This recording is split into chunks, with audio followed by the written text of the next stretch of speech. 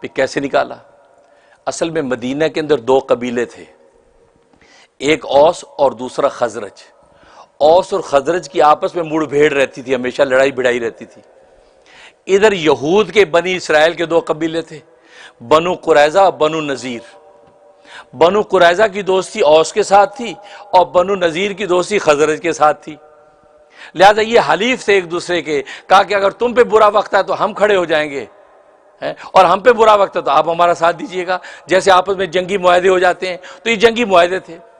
اب جب یہ اوس اور خزرج یہ آپس میں لڑتے تو ظاہر ہے کہ اوس کی مدد کے لیے بنی قریظہ کھڑے ہو جاتے اور اس خزرج کی مدد کے لیے بنو نذیر کھڑے ہو جاتے۔ اب جب لڑائی ہوتی تو آپس میں رشتہ دار ہیں نا، آپس میں رشتہ دار اب آپس میں لڑ رہے ہیں، لہذا اس لڑائی میں قتل بھی ہو رہے ہیں۔ آپ کے اپنے ہاتھ سے آپ کا بھتیجا قتل ہو رہا ہے، بھتیجے کے ہاتھ سے چچا قتل ہو رہا ہے، تو یہ قتل بھی ہو رہے ہیں، لیکن اس اوس و خزرج کے چونکہ حلیف ہیں ان کی مدد کے لیے سارا ظلم ڈھا رہے ہیں، یہاں تک کہ اس جنگ میں گھروں سے نکالنا پڑا، گھروں پہ قبضہ بھی کر رہے ہیں۔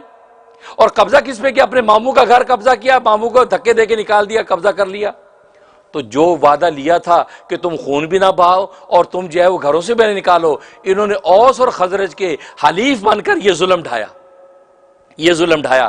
اور پھر مزے کی بات، جب آپس میں قیدی بن کے آئے تو پتہ چلا قیدی بن کے ماموں قید ہو کے آ رہا ہے، بھتیجا قید ہو کے آ رہا ہے، تو کہتے اوہو ہم نے تو اللہ سے عہد کیا تھا کہ اگر ہمارا کوئی رشتہ دار قیدی بن کے آئے گا تو ہم فدیہ دے کے اس کو چھڑائیں گے۔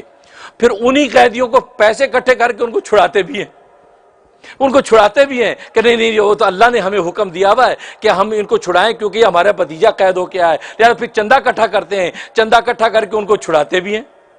تو اللہ نے اس کیفیت کو ذکر فرمایا کہ ثم انتم ہؤلاء تقتلون انفسکم، تمہاری حالت یہ تم وہی ہو کہ تم اپنے آپ کو یعنی رشتہ داروں کو قتل کرتے ہو، وتخرجون فریقا منکم، اور پھر اپنے میں سے ایک فریق کو تم ان کے گھروں سے نکالتے بھی ہو، وتظاہرون علیہم بالاسم والعدوان، اور ان پر چڑھائی کرتے ہو، حملہ کرتے ہو گناہ کے ساتھ اور ظلم کے ساتھ۔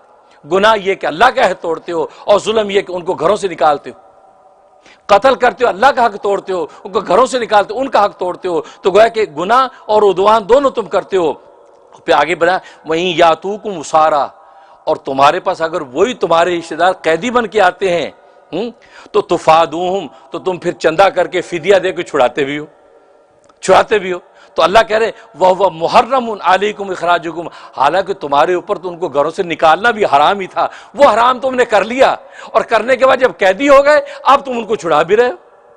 کیسے لوگ ہو؟ افتؤمنون ببعض الکتاب، بعض اللہ کے حکموں پہ عمل کرتے ہو، ایمان لاتے ہو، وتکفرون ببعض، اور اللہ کے بعض حکموں کا انکار کرتے ہو۔